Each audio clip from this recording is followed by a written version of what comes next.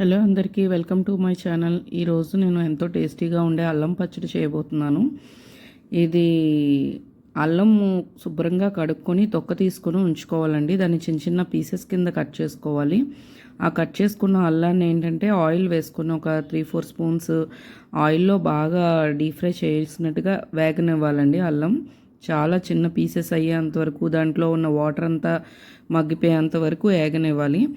ఏ కప్పుతో అయితే అల్లం 2 కప్స్ తీసుకున్నామో అదే 2 కప్పులతో చింతపండు ఉట్లు పిక్కలు లేకుండా ఉండేలా చూసి తీసుకొని 2 కప్పులు నీళ్ళేసి అది బాగా మరగబెట్టుకోవాలండి ఒక పక్క స్టవ్ మీద.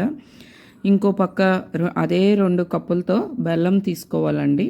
అంటే మనం ఒక కప్ అయితే అన్నీ ఒకే కప్ తీసుకోవాలి. నేను 2 కప్స్ అల్లం తీసుకున్నాను కాబట్టి అన్నీ కూడా 2 కప్సే తీసుకోవాల్సి వస్తుంది. మీరు ఒక కప్తో చేసుకుంటే ఒకే కప్ చాలు. ఈ 2 కప్పులు బెల్లం కూడా వేసిన తర్వాత ఇందులో కూడా 2 కప్పులు నీళ్ళు వేసి పొయ్యి మీద చాలా లేత పాకం వచ్చేంత వరకు కూడా మరగనివ్వాలండి. పాకం బాగా రావాలి, ఎందుకంటే ఇది 1 year వరకు స్టోర్ చేసుకోవచ్చు అంటున్నాను కదా. కాబట్టి లేత పాకం వస్తేనే బాగుంటుంది, లేదంటే బూజు ఎక్కడం అలాంటివి అవి అవుతూ ఉంటాయి. ఈలోగా వేరే పాన్లో పెట్టుకొని దాని మీద 1 టీ స్పూన్ మెంతులు వేసి బాగా వేగిన తర్వాత ఒక ప్లేట్లోకి తీసుకోవాలండి. అదే పాన్లో జీలకర్ర కూడా వేసి 1 స్పూను, అది కూడా బాగా వేగిన తర్వాత ఒక ప్లేట్ తీసుకొని చల్లారేంత వరకు పక్కన పెట్టుకోవాలి. ఈలోగా మనం చింతపండు మరుగుతుంది కదండి, అది మరిగిందో లేదో చూసుకోవాలి. బెల్లం కూడా పాకం వచ్చిందో లేదో చూసుకోవాలి. అల్లం బాగా వేగిపోయింది. ఆ అల్లం వేగేటప్పుడే వెల్లుల్లిపాయలు కూడా ఒలిచేసి వేయాలండి. అందులో ఒక పెద్ద ఎల్లుల్లిపాయ అయితే చాలు. పాకం చూడండి బాగా మరిగిపోతుంది కాబట్టి ఈలోగా మనం ముందుగా జీలకర్రన మెంతులు వేపి పెట్టుకున్నాం కదండి, అది పౌడర్ చేసుకోవాలి. అలాగే అల్లం వెల్లుల్లిపాయ కూడా వేగిపోయిన తర్వాత అది కూడా మిక్సీలో చేసుకుంటే ముద్దలా వస్తుందండి, ఒక పేస్ట్ టైప్లో లాగా. వాటర్ అయితే వేస్ట్ చేసుకోకూడదు, పాడైపోతుంది పచ్చడి. చింతపండు కూడా చల్లారిన తర్వాత చింతపండును కూడా పేస్ట్లా చేసుకోవాలి. ఏదైతే బెల్లం పాకం మరుగుతుందో అది పొయ్యి మీద ఉంటుండగానే దాంట్లోనే జీలకర్ర పొడి మెంతుల పొడి వేసుకోవాలి. ఈ అల్లము వెల్లుల్లిపాయ కూడా పేస్ట్ చేసుకున్నాం కదండి, అది కూడా వేసుకొని అందులోనే బాగా ఇంకా మరిగేలాగా పొయ్యి మీదే ఉడకనివ్వాలన్నమాట. కొంచెం ఉడికితే ఆ ఫ్లేవర్ అది కూడా అన్నీ బాగా పట్టి బాగుంటుంది, స్మెల్ టేస్ట్ అది కూడా. ఇది షుగర్ పేషెంట్స్కి బాగా యూజ్ అవుతుందండి, ఎందుకంటే వాళ్ళు టిఫిన్స్తో ఏ టిఫిన్ తోటైనా సరే వాళ్ళు వేసుకోవచ్చు.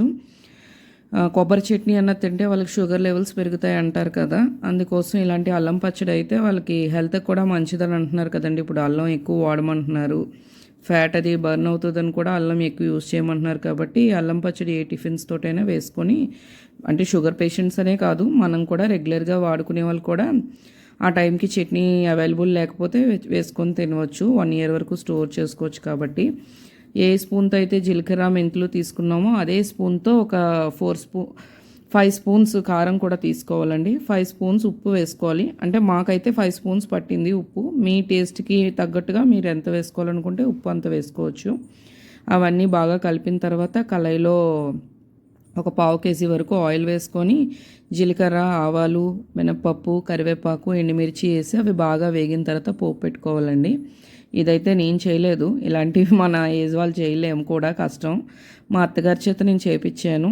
పిల్లలు మా హస్బెండ్ నేను అందరం కూడా ఎంతో ఇష్టంగా, చాలా టేస్టీగా ఉంది, ఎంతో ఇష్టంగా కూడా తిన్నాము. అలాంటి పెద్దవాళ్ళు ఉంటేనే ఇంట్లో ఇలాంటివన్నీ మనకు చేసి పెడుతూ ఉంటారు. మీరు కూడా ఒకసారి ట్రై చేయండి. Thanks for watching my channel. Like చేసి సబ్స్క్రైబ్ చేయండి, కామెంట్ కూడా పెట్టండి. Thank you very much.